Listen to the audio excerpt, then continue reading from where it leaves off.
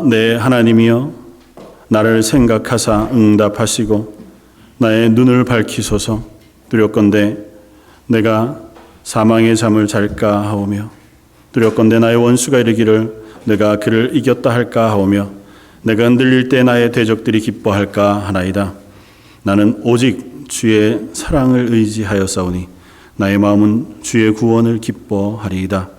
내가 여호와를 찬송하리니 이는 주께서 내게 은덕을 베푸심이로다. 아멘. 하나님, 저희가 이 땅을 살아가는 데에 자주 걱정과 근심, 두려움에 사로잡힐 때가 있습니다. 하오나 그 순간 전능하신 하나님, 우리의 아버지가 되시는 하나님을 기억함으로 다시 일어서서 그 하나님을 의지하여 살아가오니 저희들이 하나님 앞에 나와 예배하는 찬양과 경배를 받아주시고 예배하는 모든 심령 속에 성령이 충만한 것으로 채워주셔서 하나님을 예배하는 기쁨으로 이 땅을 살아가는 성도들 되게 하여 주옵소서. 오늘 예배를 주님께 의탁합니다. 예배를 받아주시고 하늘의 충만한 것으로 덧입혀 주옵소서. 모든 말씀 예수님 이름으로 기도드립니다. 아멘. 전능하사 천지를 만드신 하나님 아버지를 내가 믿사오며 그 외아들 우리 주 예수 그리스도를 믿사오니 이는 성령으로 잉태하사 동정녀 마리아에게 나시고 본디오 빌라도에게 고난을 받으사 십자가에 못 박혀 죽으시고 장사한 지 사흘 만에 죽은 자 가운데서 다시 살아나시며 하늘에 오르사 전능하신 하나님 우편에 앉아 계시다가 저희로서 산 자와 죽은 자를 심판하러 오시리라.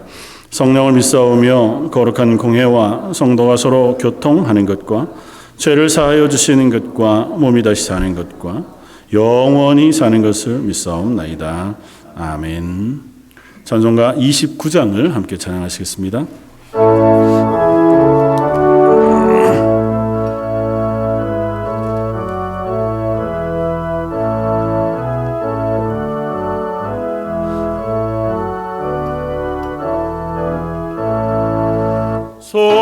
성도여 다 함께 할렐루야 아멘. 주 찬양하여라 할렐루야 아멘.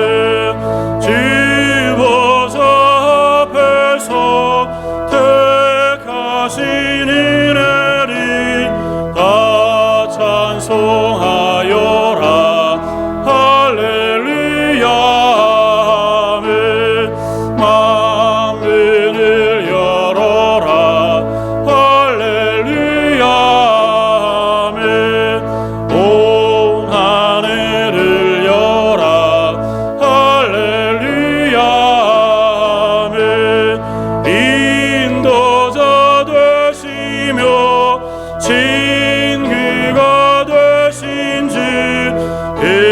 사랑 한없다 할렐루야 아멘. 주 찬양하여라 할렐루야 아멘. 찬양인 기도다 할렐루야 아멘. 거룩한 집에서 늘 찬송하여자 할렐루야 아멘.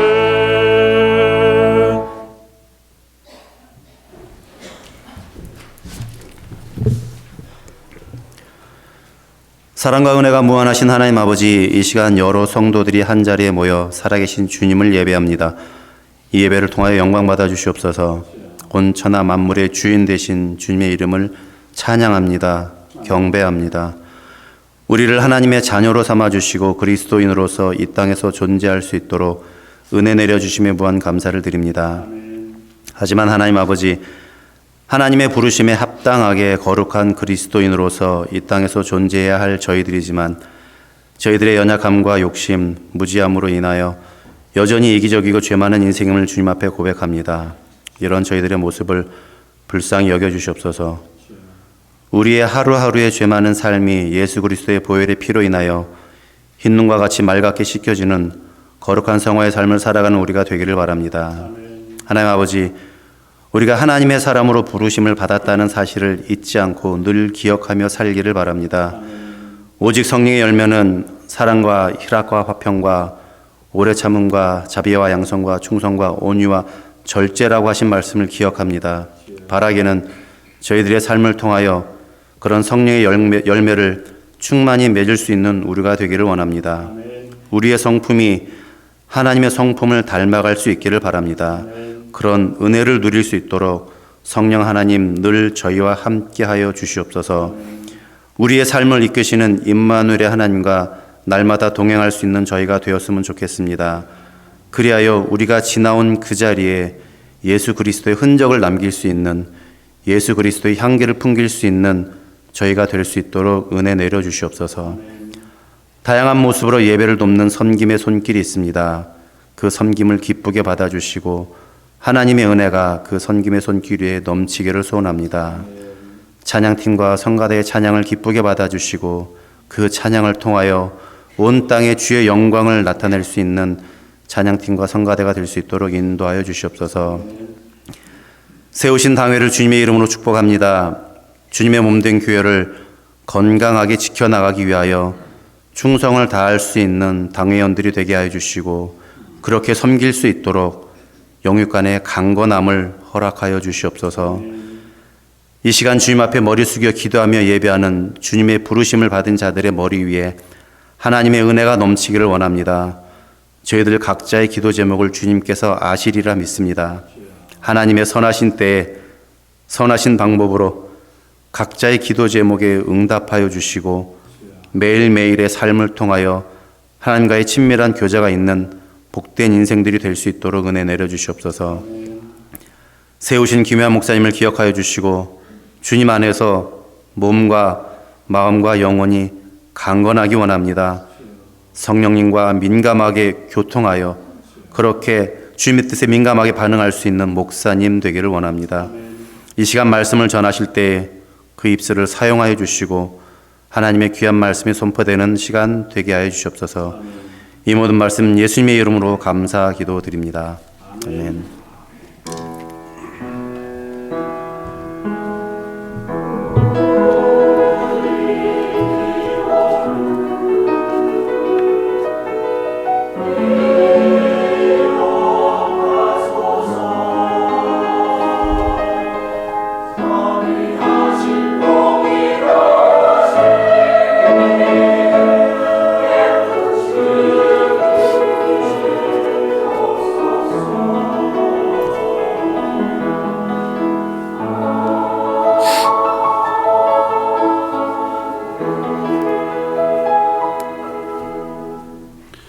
찬송가 357장을 함께 찬양하시겠습니다.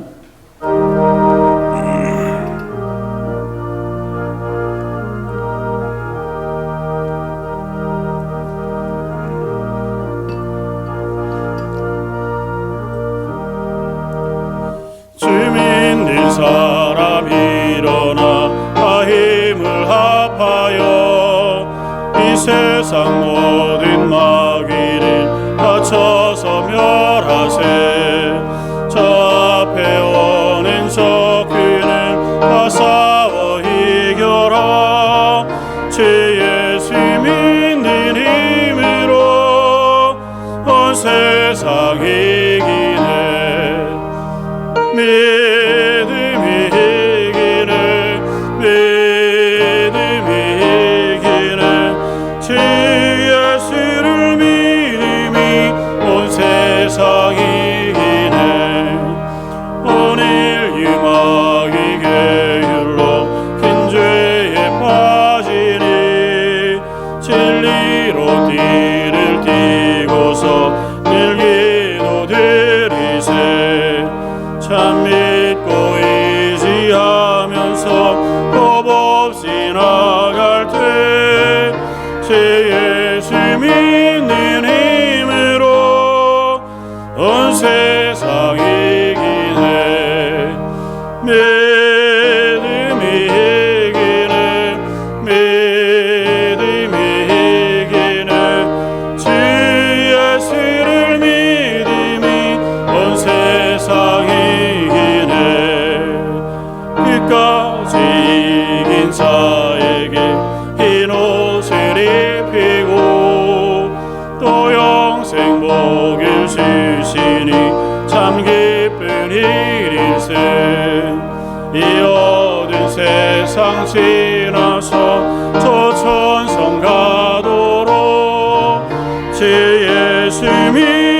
힘으로 온 세상 이기네 믿음이 이기네 믿음이 이기네 주 예수를 믿음이 온 세상 이기네. 아멘. 기도하겠습니다. 우리의 믿음이 온 세상을 이기는 믿음이기를 원합니다. 하오나 저희들 얼마나 연약하고 흔들리는 갈대와 같은지요. 하나님, 저희들이 하나님 앞에 나오며 그 연약한 것들을 다 내려놓습니다. 저희들에게 은혜와 능력을 부어주시고 저희의 찬양과 기도를 받아 주옵소서. 특별히 하나님 앞에 나올 때에 빈손으로 오지 아니하고 하나님께서 저희에게 허락하신 모든 것이 하나님으로부터 주어진 것인 줄 알아 믿음의 고백을 담아 10의 1조와 주정 헌금으로 감사의 제목을 담아 감사의 물로 선교제를 위하여 기도하며 선교 예물로 주님 앞에 드립니다. 하나님 드려진 그 모든 물질들을 받아주시고 그 안에 함께 고백하는 성도들의 신앙의 고백도 받아주시며 그 물질들이 쓰여지는 곳에서는 하나님의 영광이 드러나게 하시고 그 물질들이 하나도 허투루 쓰여지지 않도록 은혜 베풀어 주옵소서. 아울러 그 모든 물질들이 쓰여지는 것과 아울러 저희들의 삶도 사용해 주셔서 우리 성도들의 삶과 그 고백이 이 땅 가운데 하나님의 영광을 드러내고 복음을 증거하는 일에 쓰여지게 하여 주옵소서. 성가대와 찬양팀 그리고 온 성도들이 마음을 다하여 하나님을 찬양하여 올려드립니다. 저의 입술로 드리는 찬양이지만 저의 마음의 고백으로 받으시고 하나님께서 그 찬양 위에 성령의 충만한 은혜와 은사를 부어 주옵소서. 오늘 예배하는 모든 심령들과 예배를 위하여 수고하는 모든 헌신들을 받아주시길 원하오며 오늘 말씀 예수님 이름으로 기도드립니다. 아멘.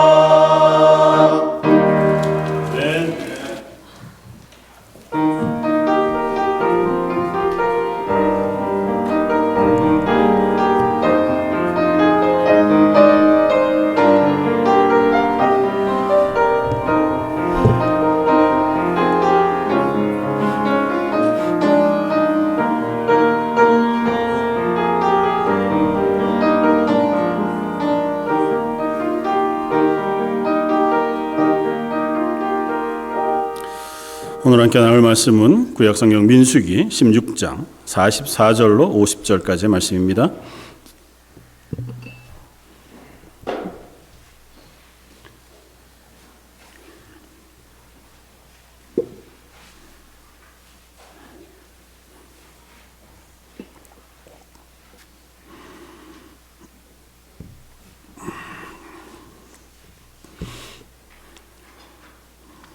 민수기 16장 44절로 마지막 50절까지 자였으면 한 목소리 같이 한번 봉독하겠습니다. 여호와께서 모세에게 말씀하여 이르시되 너희는 이 회중에게서 떠나라. 내가 순식간에 그들을 멸하려 하노라 하시매 그 두 사람이 엎드리니라. 이에 모세가 아론에게 이르되 너는 향로를 가져다가 제단의 불을 그것에 담고 그 위에 향을 피워 가지고 급히 회중에게로 가서 그들을 위하여 속죄하라. 여호와께서 진노하셨으므로 연병이 시작되었음이니라. 아론이 모세의 명령을 따라 향로를 가지고 회중에게로 달려간즉 백성 중에 연병이 시작되었는지라. 이에 백성을 위하여 속죄하고 죽은 자와 산 자 사이에 섰을 때에 연병이 그치니라. 고라의 일로 죽은 자 외에 연병에 죽은 자가 14,700명이었더라. 연병이 그침에 아론이 회막문 모세에게로 돌아오니라. 아멘. 민수기 16장은 지난 목요일에 저희가 말씀을 함께 읽고 묵상하는 본문이었습니다. 그래서 새벽에 제가 말씀 묵상을 보내드렸던 말씀이기도 한데요. 말씀 묵상하면서 주일에 한 번 더 이 말씀을 깊이 묵상하면 좋겠다고 하는 마음이 들어서요. 오늘은 민수기 16장 말씀을 가지고 산자와 죽은 자와 산자 사이에 서서라고 하는 제목으로 함께 은혜를 나누고자 합니다. 로댕이라고 하는 조각가가 조각한 조각들이 꽤 유명한 것들이 많더라고요. 그 중에서 혹시 칼레 시민이라고 하는 조각을 아십니까? 칼레 시민이라는 조각은 6명의 사람들이 이제 그 넝마 비슷하게 되어진 옷을 입고 목에는 밧줄을 걸고 어딘가를 향해서 걸어가고 있는, 그 중에 한 사람은 이제 열쇠를 들고 걸어가고 있는 그 모습을 조각해 놓은 것인데요. 지금 프랑스 칼레라고 하는 도시에 여전히 그 조각이 있습니다. 그 조각은 실제 있었던 역사적인 사실을 배경으로 하는데요. 1347년에 영국하고 프랑스 사이에 전쟁이 있었고 전쟁이 꽤 오래 길어지는 동안 영국과 프랑스 사이에 제일 가까운 해협이 도버 해협이라는 곳이잖아요. 그래서 도버는 영국에 있는 도시 이름이고 그 도버 해협 맞은편에 있는 프랑스에 있는 도시 이름이 칼레라고 하는 도시인데 이 제일 가까우니까 전쟁의 시발점이자 그곳이 어쨌든 함락이 되어야 그 다음 전쟁이 진행이 되는 것이어서 거의 1년이 되는 기간 동안 영국군이 이 칼레시를 공격해 왔고 그러다가 결국은 이제 칼레라고 하는 시가 함락이 돼요. 그래서 그때 당시에 영국의 왕이었던 에드워드 3세가 너무 괴롭게 자기 군대를 막아선 그 칼레라고 하는 도시를 완전히 다 죽일 작정을 했습니다. 그런데 이제 그렇게 되면 전쟁에 별로 이득이 없으니 주변에 있던 참모들이 그렇게 하지 마시고 그저 상징적으로만 저 도시를 점령하는 것이 좋겠습니다. 그러니까 이제 에드워드 3세가 그 칼레시에다가 칙령을 보냅니다. 너희들을 다 죽이지 않을 터이니 너희를 대신해서 너희 시민 중에 6명을 선택해서 그 사람들에게 옷을 입히고 그리고 목에다가 밧줄을 건 채로 칼레시의 열쇠를 가지고 자기 진영으로 오게 해라. 그럼 그 6명을 처형하는 대신에 그 도시 전부를 살려주겠다. 한편으로는 되게 좋다고 얘기하기도 어렵지만 큰 멸망, 다 죽는 것을 면하긴 했지만 문제 어떻게 6명을 선택할 거냐는 것이 이제 문제가 됐겠죠. 왈가왈부도 있었고 누가 가야 한다, 누가 책임져야 한다는 얘기도 없지 않아 있었을 것이고 그럴 수 없으니 결국은 제비뽑기를 하자 이러는 사람들도 있었던 와중에 그때 당시에 가장 그 높은 지위에 있었던 사람 중에 한 사람이었던 생피에르라고 하는 한 고위 관리가 자기가 그 처형되어질 한 사람이 되겠다고 자원해서 나섭니다. 그러고 나니까 이제 그 뒤에 뭐 군인, 관료, 또 청년 이런 사람들이 스스로 자원해서 6명이 선택이 되고 그 사람들에게 이제 자루로 된 옷을 입히고 목에다가는 이제 교수형 당할 수 있는 밧줄을 목에 맨 채로 그 성의 키를 들려서 보내게 됩니다. 그 6명이 걸어가는 모양을 조각한 게 칼레의 시민들이라고 하는 조각이고요. 다행히도 그 6명을 처형하지는 않았습니다.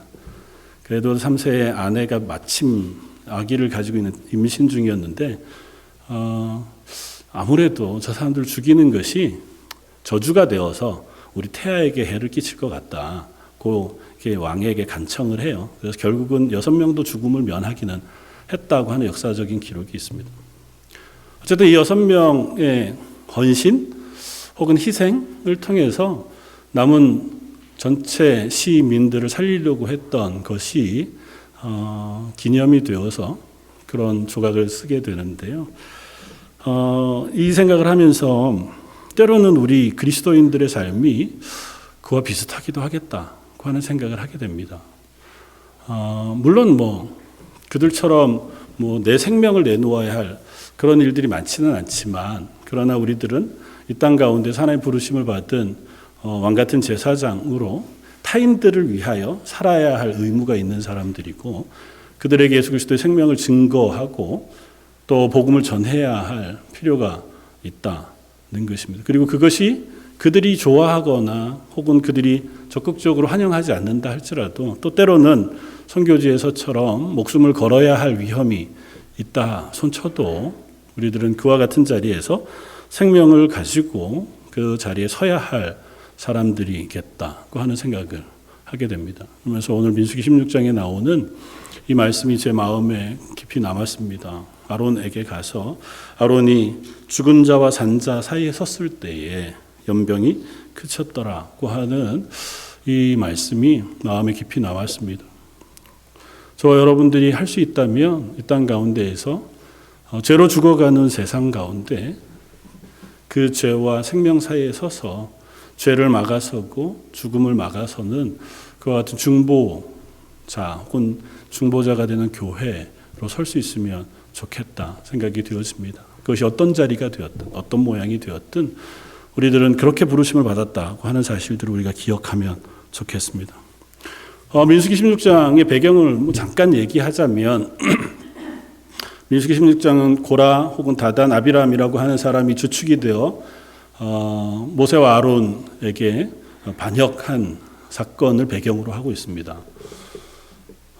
그들의 입장에서 아론이 왜 혼자만 제사장을 하느냐.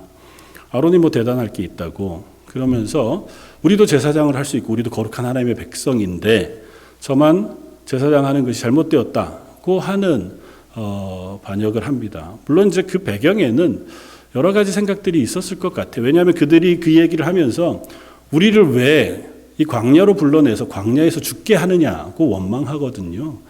그러니까 한번 사건을 쭉 생각해 보면 이들은 지금 시내산에서 1년여 정도 시간을 지냈고 실패를 경험 안 한 것은 아니지만 그들의 열심과 헌신을 통하여 성막을 완성하고 성막을 봉헌하면서 하나님의 영광이 성막 안에 임했고 하나님께서 그들을 이제는 출발하라고 말씀하셔서 그것을 떠나 하나님이 약속하신 가나안 땅을 향해 출발했었습니다. 그러고 얼마지 않아서 가데스바네아라고 하는 곳에 이르게 되었고 그곳에서 가나안 땅으로 들어가기 위해서 정탐꾼을 보냅니다. 근데 문제는 그 정탐꾼들의 보고에 대한 반응 때문에 이스라엘은 실패하죠. 와, 저기 우리가 들어가서 살 수 있을까? 땅은 좋지만 거기 이미 사는 사람들이 너무 많고 그 사는 사람들이 이미 오래 살면서 성을 단단하게 군대도 많이 지어놓은 것이라서 거기 괜히 싸우러 들어갔다가 우리가 몰살당할 확률이 너무 높은데 우리를 왜 거기 들어가라고 하느냐. 차라리 우리가 애굽으로 돌아가는 것이 낫겠다. 그렇게 해서 그들이 하나님 앞에 하나님의 약속을 믿지 못한 이유로 하나님의 징계를 받습니다. 그래서 하나님이 그들로 하여금 가나안 땅에 들어가기까지 40년이라는 기간 동안을 광야 유리하게 될 것이라고 말씀하셨어요. 그리고 난 바로 다음입니다. 그러니까 이제는 소망이 없는 거죠. 생각해 보면 가나안 땅은 가기는 해야 되는데 하나님 약속을 기다리고 왔는데 기대하고 왔는데 그 약속도 불가능한 것 같아 보여요. 심지어 그것 앞에 실패한 대가로 40년 동안 광야를 유리해야 한다고 말씀하니 우리는 이제는 광야밖에는 살 것이 없는 거잖아요. 그러니 광야에서 죽느니 차라리 애굽에서 사는 게 낫지 않겠나고 하는 마음이 든 거죠. 자기들의 실패, 하나님의 약속에 대한 믿지 못함, 그리고 실패는 사라지고 결국 광야에서 죽으려고 우리가 여기까지 왔단 말이냐고 하는 마음이 그들의 반역의 이유였습니다. 하나님께서 그 반역에 대하여 다시 진노하셨고 그들을 심판하셨습니다. 고라와 다단, 아비람이라고 하는 사람들과 그의 가족들을 땅이 갈라져 다 삼켜 죽이게 하셨고, 다만 하나님께서 온 이스라엘 백성을 다 진멸하시려고 하시는 것을 참으셔서 제한하셨어요. 그리고 그들을 죽이시고, 그리고 그들을 쫓아서 반역에 가담했던 250명의 지도자들, 그들이 여호와의 불이 나와 그들을 불태워 죽이게 되었습니다. 그러니까 한 300여 명이 반역하다가 죽임을 당했죠. 그것도 땅이 갈라지고 또 불이 나와서. 그리고 나서의 얘기입니다. 오늘 본문은 41절 이렇습니다. 이튿날 이스라엘 자손의 온 회중이 모세와 아론을 원망하여 이르되 너희가 여호와의 백성을 죽였도다. 이상하죠. 그 전날 있었던 일이 보통 일은 아니었습니다. 하나님께서 땅이 갈라지고 불이 나와서 그들을 태워 죽일 만큼 그들이 하나님 앞에 원망하고 실패한 것에 대하여 징계하신 다음 날이에요. 그런데 백성들은 여전히 뭘 하고 있다고요? 원망하고 있다고요. 우리가 고민할 건, 함께 나누고 싶은 첫 번째는 이것입니다. 원망은 하나님과의 관계를 깨는 이유가 된다. 사실 우리가 원망이라는 걸 참 많이 하고 사는 사람들인데요. 그 원망은 습관이 되기도 하고 또 오래 쌓이기도 합니다. 그냥 오늘 원망했던 게 해결되고 나면 끝나는 게 아니고 10년, 20년 뒤에도 다시 그 생각이 나면 다시 억울하고 다시 섭섭하고 그러잖아요. 보통 부부싸움 할 때 그렇잖아요. 10년 전, 20년 전에 이미 해결한 것 같은데 다시 싸우다 보면 그때 얘기 다시 하고 그때 네가 그래가지고 내가 얼마나 마음이 상했는데 그 얘기 우리가 듣잖아요. 그러니까 인간은 그렇단 말이죠. 그게 쌓이는 존재란 말이죠. 근데 문제는 그 원망이 하나님과의 관계를 깨요. 내가 원망하는 순간 하나님을 기억하지 못합니다. 원망이 나를 사로잡는 순간 하나님이 어떤 하나님이신지 그 하나님의 백성으로 사는 나의 삶에 대해서 까마득하게 잊어버리고 말더라는 거죠. 오늘 본문의 이스라엘 백성의 마음을 전혀 이해 못할 바는 아니에요. 이스라엘 백성이 모세와 아론을 원망하는 이유는 이것입니다. 너희가 여호와의 백성을 다 죽였다는 거예요. 여호와의 백성이라고 얘기하기엔 사실은 그들은 반역해서 죽은 사람들이니까, 하나님을 믿지 않아 죽은 사람들이니까 여호와의 백성이라고 부르긴 좀 뭐해요. 그러나 그들은 이렇게 생각하는 거예요. 그냥 지나가던 사람들이 아니고 하나님 불러내신 사람들이잖아요. 하나님이 내 백성으로 삼겠다고 약속하신 사람들인데 그 사람들이 자꾸 죽어요. 지금 여기 오는 동안 이런 일이 한 번만 있었던 게 아니잖아요. 여러 번 계속 반복해서, 가끔은 물 없다고 원망하다가 또 먹을 게 없다고 원망하다가 먹을 게 만나뿐이어서 너무 그거에 질린다고 그렇게 원망하다가 또 모세가 시내산에 올라간 사이에 금송아지를 만들어서 그렇게 원망하다가 숱한 방법으로 하나님 원망하다가 그들이 그것으로 인하여 징계를 받아왔었단 말이죠. 이 사람들 생각엔 뭐예요? 이러다가 우리가 다 죽겠구나. 이 사람들하고 자기를 동일시하는 겁니다. 죽은 사람들하고. 그 사람들하고 나하고 다를 게 없거든요. 생각도 비슷하고. 사실은 그 죽음의 이유를 생각하면서 하나님의 말씀에 불순종할 것이 아니라 하나님 말씀하시면 하나님 그 말씀에 그대로 이루어 주시는 하나님이구나. 이렇게 믿음을 배워야 하는 것이 마땅한데 그리로 안 가고 쟤도 죽고 쟤도 죽고 쟤도 죽었으니 결국은 다음은 나겠구나. 이런 생각한 거예요. 그러면 어떻게 해요? 내가 여기서 죽으려고 애굽에서 나와서 이 고생을 했단 말이야? 가 생각이 되는 거죠. 심지어 이 고생이 오늘 내일 끝날 것도 아니에요. 하나님 말씀하신 대로 하자면 앞으로 40년간은 이 고생을 해야 돼요. 40년 동안 내가 안 죽을 방법이 없어. 40년 안에 어차피 나 죽을 거라면 그러면 내가 죽기 위해서 여기 나왔단 말입니까? 그 얘기를 모세하고 아론에게 가서 하는 거예요. 니네들 때문에 우리가 죽었다는 겁니다. 니들만 가만히 있었으면 괜찮았을 텐데 니들이 그냥 얘기를 들어주고 원망을 들어주고 이랬으면 해결됐을 문제인데 니들이 그거 안 들어줘서 하나님으로부터 하나님 사라진 거예요. 그것 때문에 너희들은 사람을 죽였다는 겁니다. 그 원망은 완전히 하나님을 잊어버렸습니다. 하나님이 그들 가운데 말씀하시고 이 사람들이 불과 몇 달 전에 자기에 있는 모든 귀중품을 다 헌납해서 그것을 가지고 하나님의 성막을 아름답게 만들어 봉헌했던 사람들입니다. 심지어 헌납하는데 얼마나 열심히 했냐면 여인들은 열심히 술을 놓고 줄을 만들고 자기 가장 귀중품들을 다 내어놓아서 매일 가져다가 주니까 제발 이제 그만 가지고 와라. 차고도 남는다. 성막을 다 만들고도 남을 만큼 가져왔으니 이제는 그만두라고 얘기할 때까지 그들이 가져올 만큼 열심이었어요. 그것이 그냥 믿음 없어서 그냥 했던 것은 아닐 거 아닙니까? 그때는 그들이 하나님의 말씀을 알았고 하나님의 성막을 만드는 일에 헌신했어요. 하나님 그 성막을 기쁘게 받으셨습니다. 그 성막에 하나님의 영광이 가득 임했다고 성경을 써요. 그런데 그랬던 사람들이 지금 원망하느라고 그 하나님을 잊어버렸다고. 원망하느라고 하나님의 말씀이 뭔지도 생각하지 않는다고. 왜 죽었는지, 왜 이런 일이 다 있었는지에 대해서 깊이 생각하지 않아요. 억울합니다. 우리를 여기까지 데려와서 죽인단 말입니까?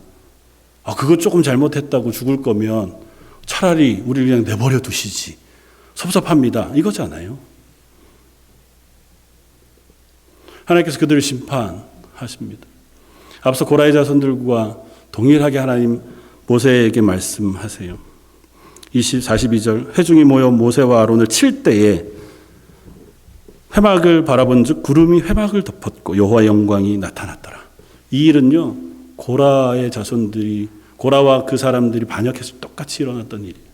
그리고 나서 뭐 했습니까? 하나님이 그들을 심판했잖아요. 그 이것은 두려워해야죠. 하나님의 영광이 회막에 임했으니 다음 수수는 뭐라 뻔히 짐작되는 상황인데도 그들은 아랑곳하지 않습니다. 그리고 하나님이 말씀하세요. 여호와께서 모세에게 말씀하여 이르시되 45절 너희는 이 회중에게서 떠나라. 내가 순식간에 그들을 멸하려 하노라 하시매 그 두 사람이 엎드리니라. 앞서 고라에게 반역에 대하여 하나님 말씀하실 때 동일하게 말씀하셨습니다. 그때는 모세가 어떻게 했냐면 하나님 저 사람들 때문에 모든 이스라엘을 다 멸하시는 것은 아닌 줄 압니다. 용서해 주십시오. 그렇게 중보했고 하나님 그 기도를 들으셔서 고라와 그 가족들만 멸하셨어요. 근데 이번에는 하나님 좀 더 급하게 말씀하세요. 내가 순식간에 그들을 다 멸할 것이다. 모세의 반응이 전혀 다릅니다. 하나님 앞에 더 이상 중보하지 않아요. 그 대신에 오늘 보면 이렇게 씁니다. 46절 이에 모세가 아론에게 이르되 너는 향로를 가져다가 제단의 불을 그것에 담고 그 위에 향을 피워가지고 급히 회중에게로 가서 그들을 위하여 속죄하라. 여호와께서 진노하셨으므로 연병이 시작되었음이니라. 이미 하나님이 그 심판을 멈추시지 않고 시작하셨다고 알았어요. 그래서 어떻게 합니까? 아론에게 말합니다. 아론에게 향로를 가져다가 제단에 있는 불을 담고 향을 가져 그 향으로 하나님께 올려드리는 제사죠. 그리고 또 다른 의미로 생각하자면 기도지요. 하나님 앞에 드리는 간구. 그것을 가지고 지금 죽어가고 있는 진중으로 들어가서 전염병이 있는 그 사이에 들어가 그들을 속죄하라고 말합니다. 사실은 이들이 하나님을 향하여 가지고 있는 이 고백, 그것은 대단히 중요합니다. 이스라엘 백성이 가지지 못했던 하나님을 향한 마음, 그것이 모세에게는 있었습니다. 하나님이 누구신지 아는 것. 우리가 말씀을 묵상하다가 보면 점점 더 깊이 깨닫게 되어지는 것은 우리의 믿음은 하나님을 아는 것과 연결되어져 있다는 겁니다. 하나님을 아는 것이 우리의 믿음의 핵심이에요. 하나님 어떤 분이신지 알아야 합니다. 그냥 머리로 아는 것이 아니고 하나님 어떤 분이라고 쓸 수 있는 게 아니라 하나님의 이름은 여호와, 여호와 니시, 여호와 이레 뭐 이렇게 다 알아서 하나님 이런 이름을 가지고 있다는 걸 아는 게 아니고 그 이름에 하나님이 어떤 하나님이신지를 아는 게 중요하다. 그 하나님을 알아야 그것이 나의 믿음이 돼요. 이스라엘 백성은 그 하나님이 누구신지를 몰랐습니다. 그 하나님이 이스라엘에게 나타나셨고 구원하셨고 능력을 행하셨고 그들의 하나님이 되셨어요. 오늘 아침에도 그들은 새벽에 일어나서 만나를 주셨을 것이고 그 만나를 먹고 아침을 채웠을 겁니다. 그럼에도 불구하고 그 하나님을 몰랐어요. 그러니까 그 하나님을 원망합니다. 모세는 그 하나님이 누구신지 알았습니다. 그 하나님은 진노하실지라도 하나님의 백성을 긍휼히 여기시는 하나님이신 줄 알았어요. 하나님이 당신의 이름을 알리실 때 내가 은혜 베풀 자에게 은혜 베풀고 긍휼히 여길 자를 긍휼히 여긴다고 말씀하셨던 그 하나님을 모세가 알았어요. 그래서 하나님 앞에 엎드리고 그 하나님이 용서해 주실 속죄의 일들을 준비하고 행하는 것입니다. 성경은 사실은 그 하나님을 신뢰하고 하나님을 아는 이들의 이야기들을 우리에게 들려줍니다. 우리는 현실적인 사람이어서요. 눈앞에 일어나는 일들, 내 삶에 일어나는 현실들 때문에 일희일비하고 때론 좌절하고 때론 낙심하는 사람들이 분명합니다. 그러나 성경은 말해요. 그 현상이 중요한 것이 아니고 현실이 중요한 것이 아니라 그 위에 계신 하나님을 신뢰하는 것이 중요하다고. 우리는 알지 못하는 상황 속에 놓여질 수 있지만 하나님은 변치 않으신다고 성경은 말해요. 성경 가운데 가장 그 고백을 명확하게 하고 있는 사람 중에 하나가 다윗이라고 하는 사람입니다. 다윗은 자기의 시편에서 여호와께서는 선하십니다 하고 고백해요. 여호와 하나님은 인자와 긍휼이 풍부하신 하나님이시라고 고백합니다. 그리고 그 고백을 그의 위기의 순간에도 동일하게 합니다. 자기 아들이었던 압살롬이 반역을 일으켜요. 너무 급하고 준비하지 못했던 것이라 맨발로 왕궁을 도망쳐 그 압살롬을 피해 도망가는 중이었습니다. 도망가는 그에게 시므이라고 하는 한 사람이 찾아옵니다. 그리고 저 언덕 위에서 돌멩이를 다윗을 향해 던지면서 그 봐라, 네가 악을 행했으니 저주를 받는 것이 당연하다 얘기하면서 다윗을 저주합니다. 아무리 도망가는 중이었어도 다윗은 사실은 주변에 장군들이 꽤 많이 있었습니다. 그들이 다윗에게 얘기합니다. 말씀하시면 가서 제가 당장 저 사람을 창으로 찍어 죽이겠습니다. 사무엘하 16장 10절 이하에 다윗이 이렇게 고백합니다. 왕이 이르되 수르야의 아들들아 내가 너희와 무슨 상관이 있느냐. 그가 저주하는 것은 여호와께서 그에게 다윗을 저주하라 하심이니 내가 어찌하여 그리하였느냐 할 자가 누구겠느냐. 또 다윗이 아비새와 그 모든 신하에게 이르되 내 몸에서 난 아들도 내 생명을 해하려 하거든 하물며 이 베냐민 사람이랴 여호와께서 그에게 명령하신 것이니 그가 저주하게 버려두라 그렇게 얘기하고 혹시 여호와께서 나의 원통함을 감찰하시리니 오늘 그 저주 때문에 여호와께서 손으로 내게 갚아 주시리라. 저가 저주하는 것 사실 당장 죽일 수 있어요. 아무리 도망하는 중이라 하더라도. 그러나 이 일을 통해서 내가 이 일을 당하는 이유가 뭔지를 지금 생각하고 있는 겁니다. 자기 생각엔 잘 기억 안 나도 아마 이유가 있을 것이다. 하나님이 이 일을 나에게 허락하신 이유가 있을 것이다. 지금 당장은 모르겠어요. 그러나 하나는 분명해요. 내가 이것들을 억울하게 당하고 있는 것을 하나님 아신다는 겁니다. 하나님이 혹시 나를 긍휼히 여기시면 나중에 이 일을 인해서 나에게 선을 베푸실 것이다 고 하는 소망을 갖습니다. 내가 하지 않아도 하나님이 하실 것이다. 내가 억울하면 하나님 그 억울함을 갚아주실 것이고, 내가 연약해서 혹은 내가 실패해서 그것으로 인하여 받는 저주라면 내가 받는 것이 당연하다. 그걸 내가 기꺼이 받는 내 모습을 하나님께서 긍휼히 여겨 주실 것이다. 놀라운 믿음이죠, 사실은.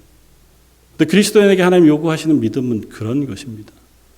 하나님은 변하지 않으세요. 하나님은 선하십니다. 하나님 죄를 미워하시고 하나님을 신뢰하는 이들을 긍휼히 여기세요. 그 하나님은 변치 않는데 자꾸 우리는 내게 일어나는 일 때문에 하나님을 잊어요. 왜 하나님 나를 이런 데 두시는 겁니까? 하나님 나 싫어하세요? 하나님 혹시 나를 외면하시는 겁니까? 내가 뭔 잘못을 했다고? 하나님 너무 불공평합니다. 쟤는 그런데 왜 나는? 그게 우리의 원망 중에 하나잖아요. 좀 더한 사람을 생각해 보면 욥이라는 사람이 있습니다. 욥은 대단히 부자였고 대단히 믿음이 좋은 사람이었습니다. 혹시나 범죄할까 싶어서 자녀들이 잔치를 벌이고 나서는 그들을 위하여 하나님 앞에 속죄 제사를 드릴 만큼 신실한 사람이었습니다. 부지 중에 혹시라도 실수했을까 봐. 어느 날 갑자기 모든 재산과 모든 자녀들이 다 죽임을 당하고 자기의 몸도 병이 나서 아무것도 손쓸 수 없는 상태. 그래서 제 위에 앉아서 기왓장으로 몸을 긁어 언제 죽을까 싶은 상태에 놓여 있게 되었을 때에 아내도 여호와 하나님을 원망하고 욕하고 죽으라고 얘기하고 떠나가고, 가장 친한 친구들도 와가지고 자기들을 향하여 아무 말하지 못하고 그렇게 있을 때에 욥이 이렇게 고백합니다. 내가 모태에서 알몸으로 나와 싸운즉 또한 알몸이 그리로 돌아가올지라. 주신 이도 여호와시고 거두신 이도 여호와시니 여호와의 이름이 찬송을 받을지니이다. 그리고 나서 이렇게 얘기해요. 우리가 하나님께 복을 받았은즉 화도 받지 않겠는가. 그렇게 욥이 모든 일에 입술로 범죄하지 않았다고 성경은 씁니다. 욥이 억울하지 않은 게 아니었어요. 욥이 왜 이런 일이 일어나는지도 몰랐습니다. 욥기 내 읽어보면 욥이 얼마나 안타깝게 외치는지 몰라요. 하나님, 제가 왜 이러는지만 알려주시면 다 당해도 제가 괜찮습니다. 말씀이라도 해주십시오. 내가 나쁜 놈이라 뭘 잘못했다라고 얘기만 해주시면 좋겠습니다. 아무리 찾아도 아무 얘기도 안 하시고 그냥 이대로만 내버려 두시면 제가 견딜 수가 없습니다. 차라리 절 죽여주십시오. 죽는 게 차라리 낫겠습니다. 그가 외치는 고통스러운 고백들을 들어보면 그야말로 처절하게 그지없습니다. 그럼에도 불구하고 욥이 놓치지 않는 것 하나가 있어요. 하나님은 신실하시다는 겁니다. 나는 모르죠. 왜 이런지. 그 신실하신 하나님이, 그 선하신 하나님이 왜 나에게 이러시는지를 지금은 몰라요. 내가 모른다고 해서 하나님이 바뀌시느냐? 그렇지 않다는 거예요. 내가 억울하다고 해서 하나님이 바뀌셨느냐? 그렇지 않다는 겁니다. 내가 이해하지 못한다고 해서 하나님의 선하심이 사라지느냐? 그렇지 않다고요. 내가 느끼든 알든 내가 무엇을 생각하든 상관없이 하나님은 여전히 전능하시고 공의로우시며 선하시고 신실하시다는 겁니다. 사랑하는 성도 여러분, 그 하나님을 하루하루 알아갈 수 있는 저와 여러분들 되시기를 바랍니다. 그 하나님을 안다는 것이 얼마나 중요한지요. 때로는 그저 내게 일어나는 일들이 선하고 좋으면 하나님 좋은 하나님이시고, 내게 일어나는 일이 어렵고 힘겨우면 그 하나님을 원망하게 되는 것이 우리의 당연한 수순이지만, 그렇다고 해도 그 하나님의 신실하심과 선하심은 변치 않는다는 사실을 우리가 늘 기억할 수 있으면 좋겠다 생각이 되었습니다. 모세는 그 하나님을 알았습니다. 그래서 모세가 하나님 앞에 중보하며 엎드렸고, 아론을 향하여 그 향로를 가지고 중보자로 그 죽음 가운데 설 것을 명합니다. 사실은 모세가 해도 되잖아요. 근데 모세가 하지 않고 아론에게 그 일을 하게 합니다. 왜냐하면 아론의 대제사장직 때문에 생긴 일이었거든요. 고라와 다단과 아비람이 반역한 이유가 왜 아론만 대제사장이 되느냐는 겁니다. 우리도 자격이 있는데. 그래서 아론을 대제사장으로 세우신 분이 하나님이시고 그 대제사장의 역할이 바로 죄인인 이스라엘 백성의 죄를 들고 하나님 앞에 나아가 중간에서 중보하는 역할이라고 하는 사실을 이 사건을 통해서 확인시켜 주는 겁니다. 그래서 아론이 그 일을 해요. 아론이 아무 말 하지 않고 순종하여 향로에다가 제단에 불을 담고 향을 올려서 그 앞으로 갑니다. 생각해 보면 아론도 사실은 이 일을 하는 것이 쉽지는 않았을 겁니다. 왜냐하면 자기의 두 아들들이 제단에 잘못된 불을 들이다가 죽임을 당했거든요. 그러니까 이 제단에 불을 담아서 향을 피워 가지고 간다는 것 자체가 두려운 일이었을 겁니다. 그 지금 급박하잖아요. 뭐가 앉아서 잘 준비해서 정리해서 나를 속죄하고 그리고 가서 뭐 이럴 때가 아니에요. 급하게 가서 그 일을 해야 할 때고. 어디로 갑니까? 사람들이 죽어가고 있는 그 중간으로 가야 해요. 그런데 하나님 말씀하시기를 대제사장은 죽은 시체를 가까이 해서는 안 돼요. 그냥 가까이 하는 것이 아니라 심지어 자기의 부모가 죽었을 때라도 그 시체에 가까이 하면 대제사장 부정하게 돼요. 그런데 지금 어디로 가요? 사람들이 죽어가고 있는 그 중간으로 가야 하는 거잖아요. 그저 하나님만 의지할 수밖에 없어요. 하나님, 제게 맡기신 역할이 이것인 줄 알아. 제가 이것을 들고 그들 중간으로 갑니다. 하나님 긍휼히 여겨주십시오. 하나님 불쌍히 여겨주십시오. 아마 같은 시간 아론이 그곳으로 가는 동안 모세는 자기의 자리에 엎드려서 하나님께 중보하며 기도했으리라고 믿습니다. 하나님 그 기도를 들으십니다. 아론이 그들 가운데 갔을 때에 하나님께서 그들을 속죄하게 하셨고 그 자리에 섰을 때에 그 연병이 그치게 하셨습니다. 오늘 본문 47절, 48절 아론이 모세의 명령을 따라 향로를 가지고 회중에게로 달려간 즉 백성 중에 연병이 시작되었는지라 이에 백성을 위하여 속죄하고 죽은 자와 산 자 사이에 섰을 때에 연병이 그치니라. 그 사이에 섰을 때 죽음을 막아 섰을 때 하나님께서 그 기도를 들으시고 그 죽음을 멈추셨다는 것입니다. 말씀을 통해서 저는 이런 고백을 나누고 싶습니다. 그리스도에 있는 죽은 자와 산 자 사이를 막아서는 사람들이라는 것입니다. 모세가 아론에게 이 역할을 맡긴 것은 대제사장의 역할이 그것이기 때문일 겁니다. 그리고 실제로 대제사장들은 그와 같이 백성들의 죄를 짊어진 제물을 들고 제단에 제물을 드리고 하나님 앞에 나아감으로 그 피를 뿌림으로 하나님께서 그 속죄하게 하시는 것을 그 중간에서 중간자로 역할을 할 것입니다. 그리고 그 역할을 가장 완벽하게 완성하신 분은 예수 그리스도세요.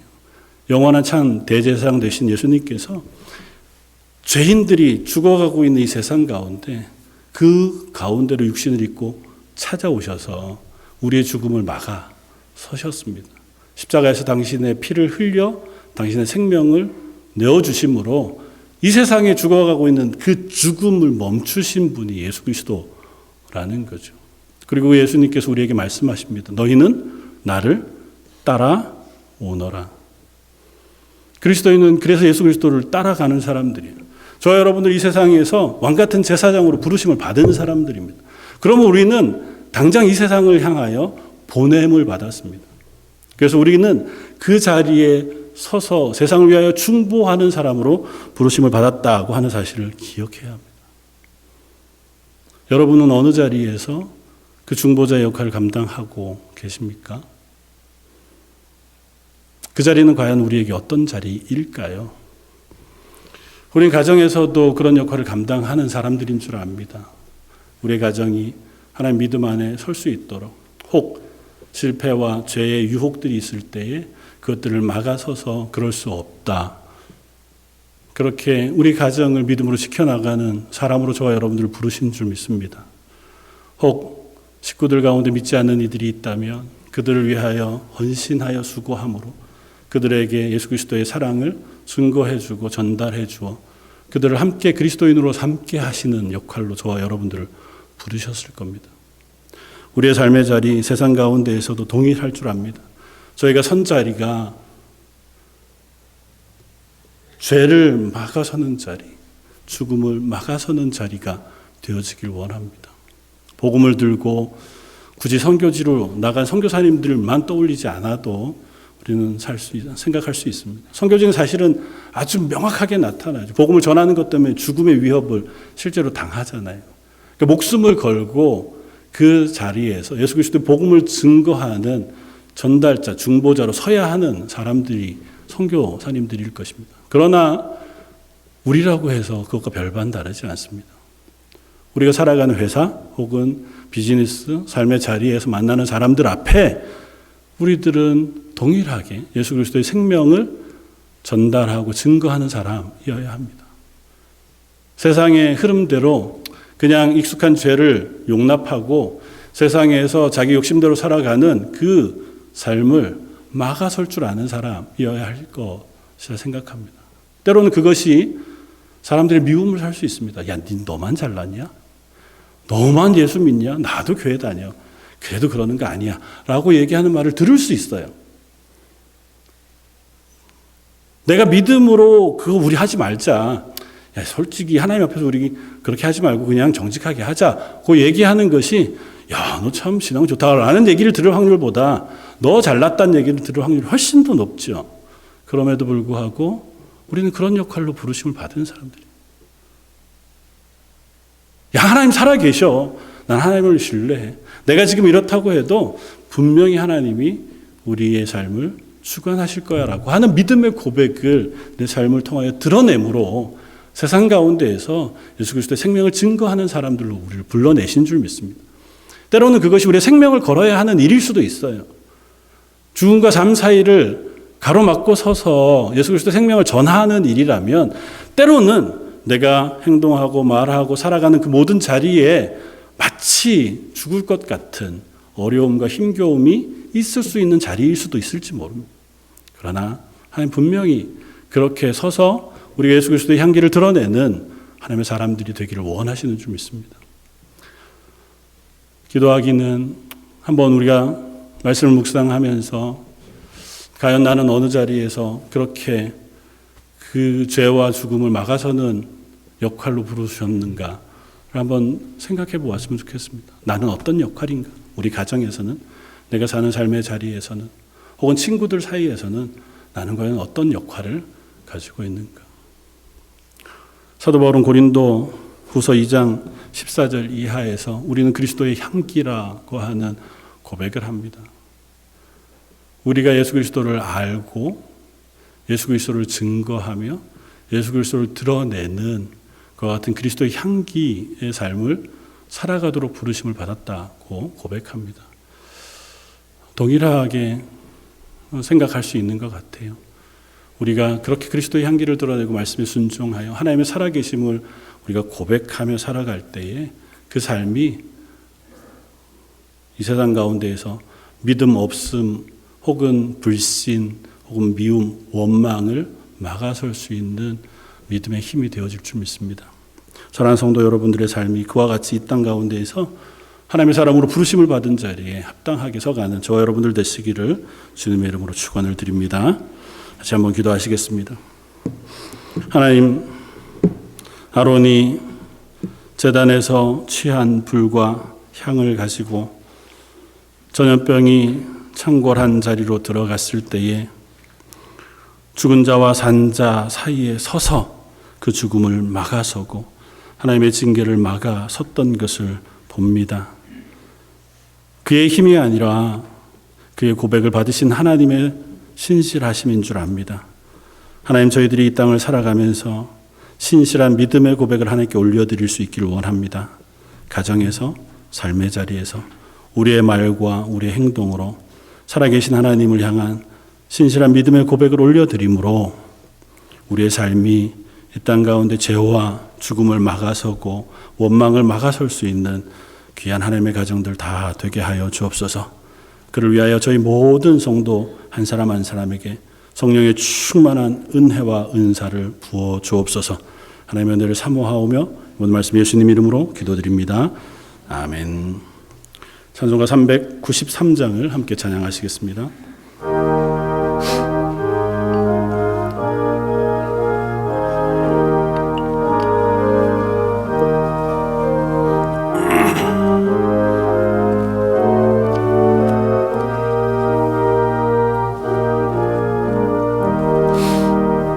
오 신실하신 주 내 아버지여, 늘 함께 계시니 두려움없네. 그 사랑 변찮고 날 지키시며 어제나 오늘이 한결같네. 오 신실하신 주, 오 신실하신 주, 날마다 자비를 베푸시며 일용할 모든 것 내려주시리. 오 신실하신 주, 나의 구주. 봄철과 또 여름, 가을과 겨울, 해와 달 별들도 다 주의고, 만물이 주 영광 드러내도다. 신실한 주 사랑 나타내네. 오 신실하신 주, 오 신실하신 주, 날마다 자비를 베푸시며 일용할 모든 것 내려주시리. 오 신실하신 주, 나의 구주. 내 죄를 사하여 아니하시고 지친이 오셔서 인도하네. 오늘의 힘내고 내일의 소망, 주만이 만복을 내리시네. 오 신실하신 주, 오 신실하신 주, 날마다 자비를 베푸시며 일용할 모든 것 내려주시리. 오 신실하신 주, 나의